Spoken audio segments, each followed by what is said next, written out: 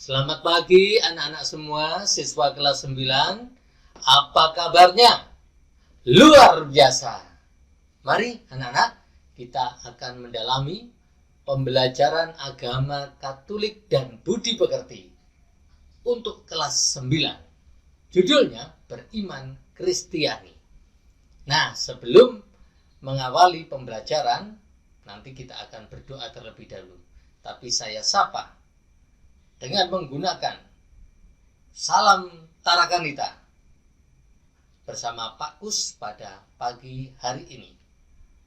Salam Tarakanita, satu hati, satu semangat. Tarakanita, yes! Baik, saling bantu, saling jaga, cari ilmu di rumah saja. Bersama Rumah Ilmu kita akan belajar agama dan budi pekerti. Anak-anakku sekalian, mari kita awali kegiatan pembelajaran pendidikan agama Katolik dan budi pekerti dengan berdoa terlebih dahulu. Mari kita ambil sikap doa yang baik. Dalam nama Bapa dan Putra dan Roh Kudus, amin. Allah Bapa di surga, selamat pagi. Kami mengucap syukur atas hari baru, hari yang cerah. Kami dapat memaknai dengan penuh semangat untuk mengikuti pembelajaran jarak jauh pada hari ini. Terangilah hati dan budi kami ya Tuhan dengan Roh Kudus-Mu, agar apa yang kami pelajari pada hari ini tentang materi beriman Kristiani, kami sungguh dapat menghayati dan mengamalkan, mempraktekkan ajaran iman Kristiani dalam hidup sehari-hari. Oleh karena itu ya Tuhan, bimbingan Roh Kudus-Mu sangat kami harapkan.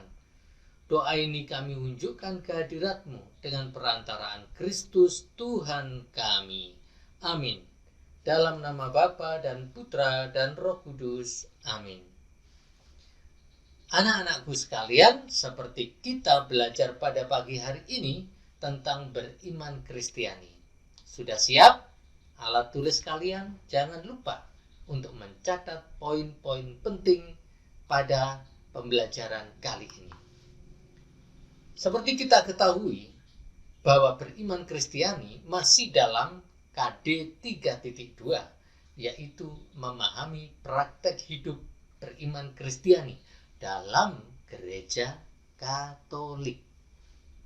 Nah, itu ada slide, ada dua pilihan sebenarnya.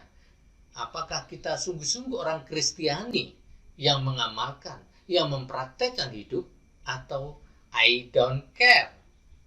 Nah, atau seperti Bunda Teresa, dengan imannya kepada Yesus Kristus, menyapa orang-orang yang menderita, yang miskin. Nah, sekarang Pak Gus mau menyampaikan indikator pencapaian kompetensi kita yang kita dalami melalui pembelajaran jarak jauh hari ini. Apa? Yang pertama, menjelaskan makna beriman Kristiani. Yang kedua, menjelaskan 4 alasan bahwa Yesus sumber iman Kristiani. Yang ketiga, belajar dari Injil Matius bab 14 ayat 22 sampai 33 tentang sikap beriman Kristiani.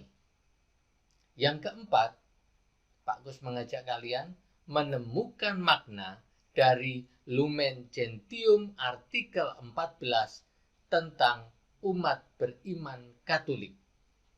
Yang kelima, menjelaskan 3 aspek hidup beriman Kristiani. Yang keenam, menjelaskan makna dari beriman Kristiani yang sejati. Yang ketujuh, memberi contoh kebiasaan-kebiasaan yang mengembangkan iman Kristiani. Nah, anak-anak, kita sudah masuk dalam pembukaan dalam materi ini. Nah, Pak Kus menyajikan slide ini dengan foto para tokoh-tokoh bangsa, ya. Ada Bapak Jokowi, ya sebagai presiden. Banyak tokoh itu menteri agama, wakil presiden, tokoh agama Katolik, tokoh agama Buddha, agama Kristen, ya. Dan saya lihat itu ada Konghucu juga. Nah, apa yang mau disampaikan oleh Pak Gus atau apa yang dapat kalian petik dari slide ini? Apakah hanya figur saja ataukah apa di balik peran masing-masing dengan ketokohannya itu? Nah, anak-anakku sekalian, kita masuk dalam kegiatan inti. Orang beriman Kristiani yang sejati. Apa yang dimaksud orang beriman Kristiani sejati?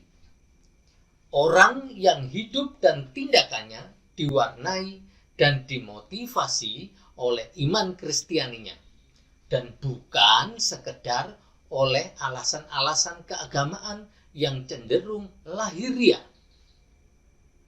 Yang kedua, orang yang selalu menyadari bahwa seluruh hidupnya merupakan karya Kristus yang menyelamatkan.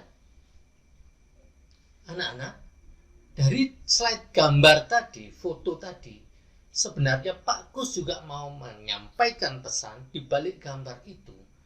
Orang Kristiani hidup di tengah masyarakat yang plural, yang majemuk. Perbedaan agama. Kita ingat pembelajaran yang lalu ada berapa agama? Ada 6 termasuk yang Katolik. Belum termasuk kepercayaan. Nah, anak-anak, kita mencoba mendalami ini. Bagaimana orang beriman Kristiani hadir di tengah masyarakat yang majemuk dan berperan ikut membangun bangsa. Untuk apa? Itu sebagai bentuk penghayatan iman Kristianinya. Iman Kristiani bukan soal doa, peribadatan saja, tetapi mempraktekkan ajaran agamanya, imannya melalui tindakan nyata. Mari kita selalu menghayati dan mempraktekkan ajaran agama masing-masing. Sehingga di Indonesia yang majemuk, yang kaya suku, agama, ras, dan bahasa ini menjadi kekayaan. Dan itu Allah sendiri yang telah memberi kekayaan yang begitu banyak kepada bangsa Indonesia. Oke, jangan kemana-mana, tetap di Rumah Ilmu bersama Pak Gus. Masih bersama di Rumah Ilmu bersama Pak Gus di Rumah Ilmu. Anak-anak sekalian, tadi Pak Gus menjelaskan tentang orang yang hidupnya dan tindakannya diwarnai dan dimotivasi oleh iman Kristianinya. Nah, para tokoh Katolik dalam hidup berbangsa dan bernegara juga didorong oleh imannya, hidupnya, tindakannya mencerminkan imannya. Jadi tidak sekedar alasan-alasan keagamaan, ya, tetapi memang agama itu ada untuk memberikan sumbangan kehidupan yang lebih sejahtera. Mari kita lanjutkan pembelajaran berikutnya. Nah, anak-anakku sekalian, Pak Gus menayangkan di sini orang beriman Kristiani. Ada beberapa tokoh Katolik zaman masa-masa perjuangan kemerdekaan. Di situ yang pertama, yang sebelah kanan kalian atau kiri kalian, itu Monsinyur Sugio Pranoto. Ya. Dalam perjuangan kemerdekaan, beliau memberikan penguatan-penguatan akan bangsa Indonesia sehingga bangsa Indonesia diakui oleh bangsa-bangsa lain sebagai bangsa yang merdeka dan berdaulat. Monsinyur Sugio Pranoto. Tokoh Katolik yang lain yang kita bisa meneladani karena iman Kristianinya, yaitu Laksamana Madya Yosafat Yosudarso. Beliau gugur di medan pertempuran di Laut Aru. seorang TNI Angkatan Laut. Yang ketiga, Brigadir Jenderal Anumerta Slamet Riyadi.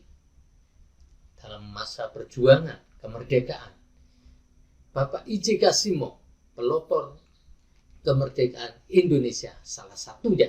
Ya, beliau juga diangkat menteri ketika era Soekarno. Kemudian yang kelima adalah Marsekal Muda Anumerta Agustinus Adi Sucipto. Beliau diangkat sebagai Bapak Penerbang Indonesia. Jadi para tokoh ini anak-anak memiliki motivasi dan tindakannya sebagai orang beriman Kristiani dalam hidup berbangsa dan bernegara.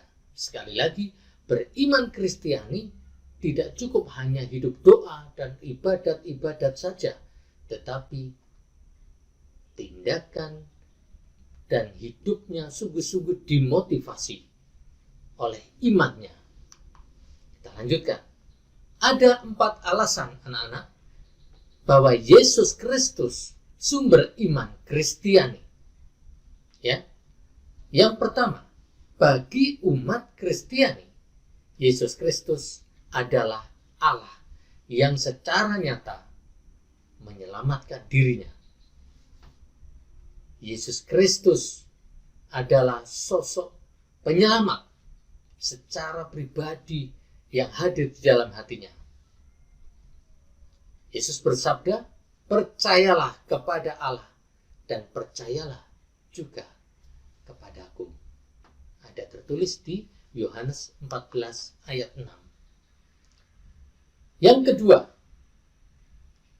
seorang atau bagi umat Kristiani, Yesus adalah sabda Allah yang menjelma menjadi manusia.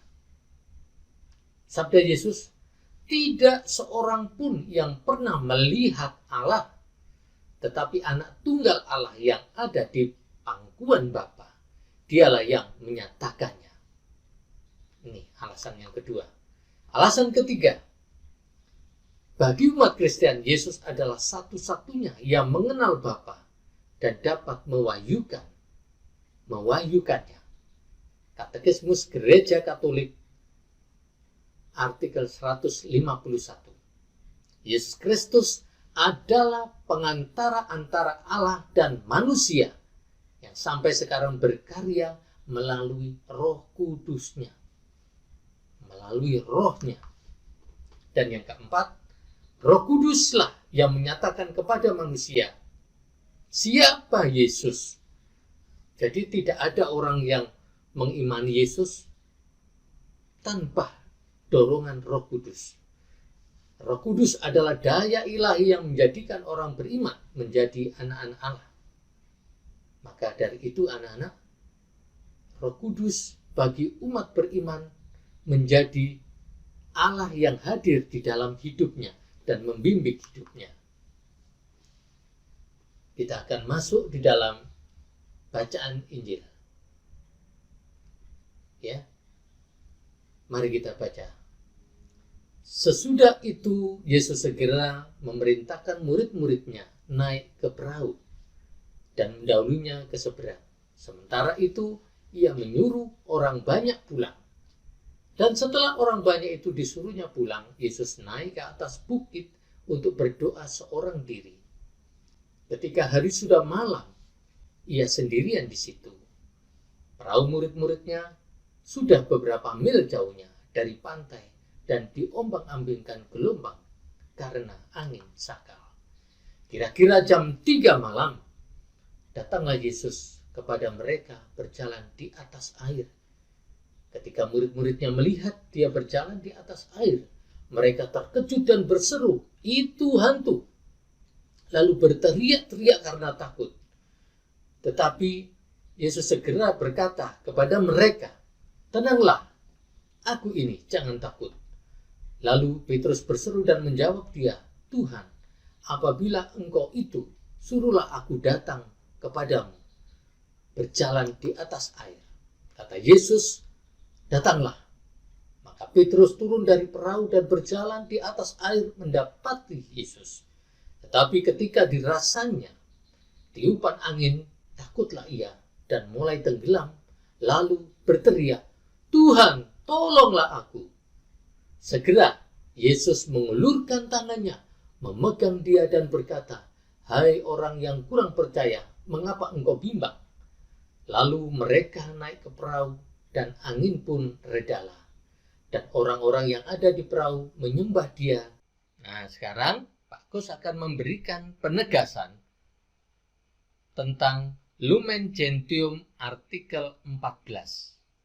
Berdasarkan kitab suci dan tradisi gereja, konsili mengajarkan bahwa gereja yang sedang mengembara ini perlu keselamatan, yakni Yesus Kristus. Ia hadir bagi kita dalam tubuhnya, yakni gereja. Masih bersama Pak Kus, pembelajaran agama Katolik dan budi pekerti di Rumah Ilmu. Nah, kita lanjutkan anak-anak. Sekarang masuk pada kekasan iman Kristiani.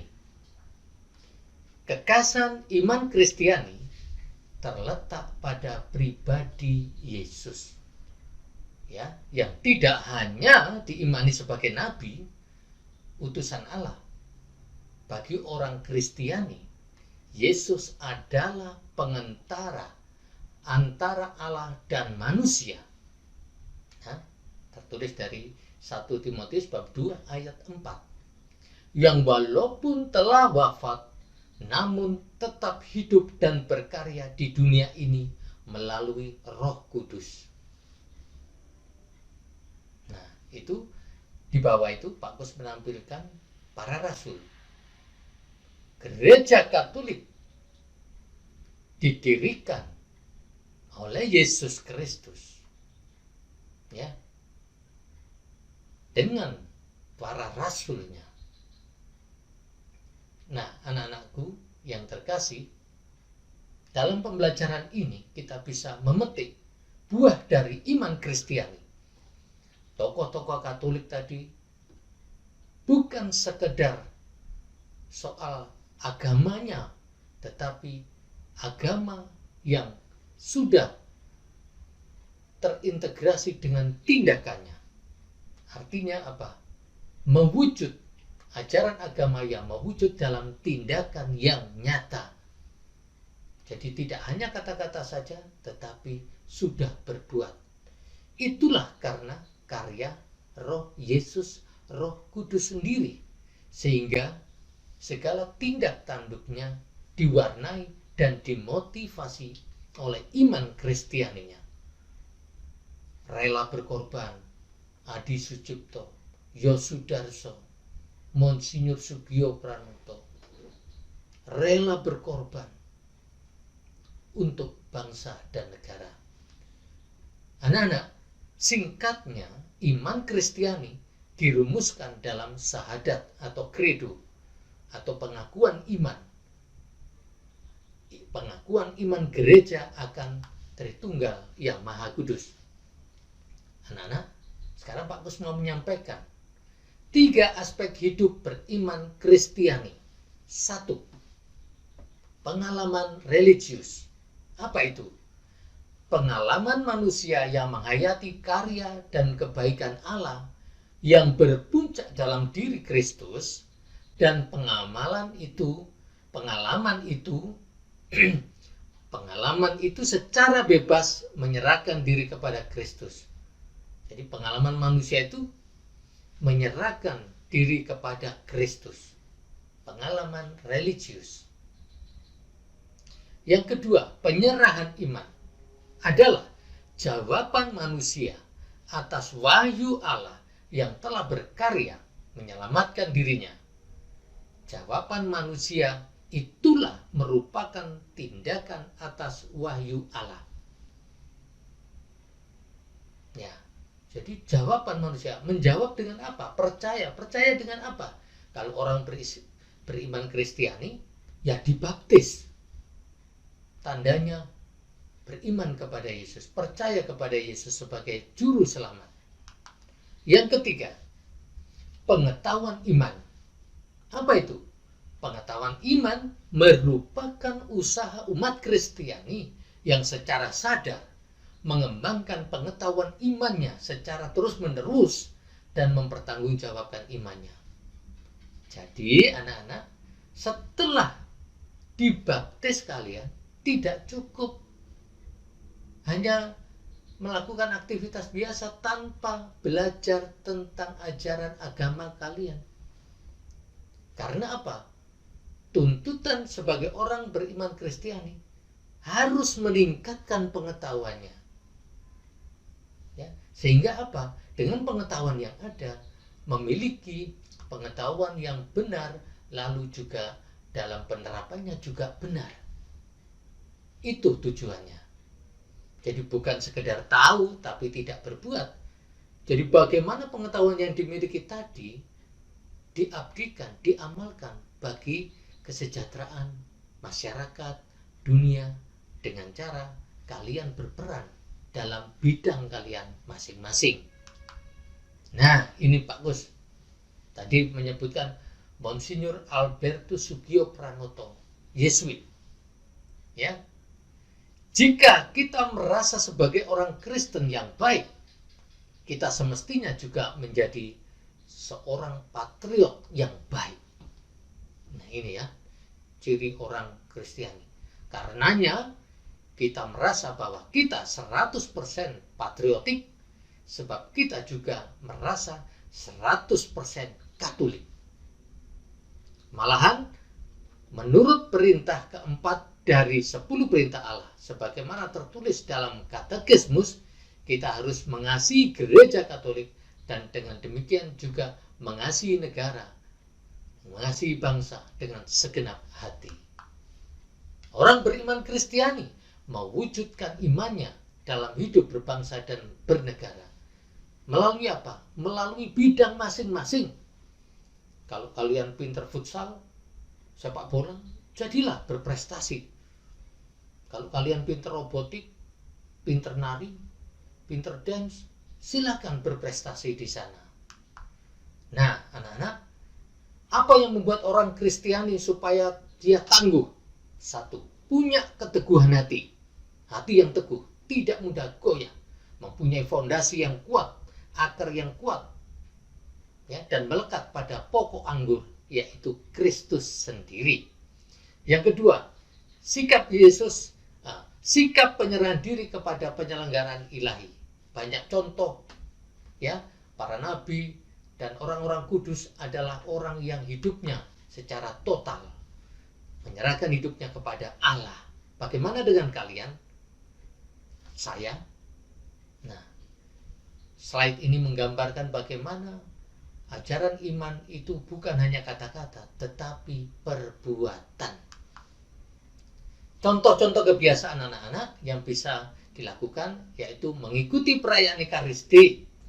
Kalian bisa membaca kitab suci, berdoa secara pribadi dengan keluarga juga, ya, aktif dalam kegiatan di lingkungan, di masyarakat, serta bisa berpuasa, mawas diri, refleksi, dan jangan lupa ada sakramen tobat. Nah, setelah rangkaian indikator tadi sudah dijelaskan oleh Pak Gus, tiba saatnya sekarang Pak Gus memberikan penugasan.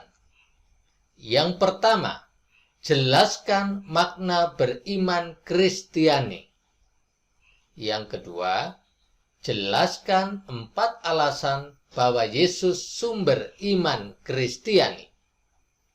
Yang ketiga, temukan makna dari Injil Matius bab 14 ayat 22 sampai 33 tentang sikap beriman Kristiani. Yang keempat, tuliskan makna dari Lumen Gentium artikel 14 tentang umat beriman Katolik. Yang kelima, jelaskan 3 aspek hidup beriman Kristiani. Yang keenam, jelaskan makna dari beriman Kristiani sejati. Yang ketujuh, berilah contoh kebiasaan-kebiasaan yang mengembangkan iman Kristiani. Inilah anak-anak sekalian, setelah kita melalui kegiatan pembelajaran, mari kita akhiri kegiatan ini dengan berdoa. Mari kita ambil sikap. Dalam nama Bapa dan Putra dan Roh Kudus. Amin. Ya Tuhan, Allah Bapa yang penuh kasih, kami mengucap syukur kepadamu karena Engkau telah memanggil kami menjadi orang Kristiani. Semoga dengan bimbingan dan terang Roh Kudus-Mu, kami mampu mempertanggungjawabkan iman kami melalui kegiatan dan penghayatan hidup kami sehari-hari. Semoga dengan kegiatan yang kami lalui bersama sesama kami, menghadirkan Engkau, sehingga nama-Mu semakin dimuliakan, kini dan sepanjang segala masa. Amin. Dalam nama Bapa dan Putra dan Roh Kudus. Amin. Baik anak-anak, kita sudah mengakhiri kegiatan pembelajaran jarak jauh dengan doa, dan kita akan bertemu lagi pada pelajaran berikutnya. Sampai jumpa.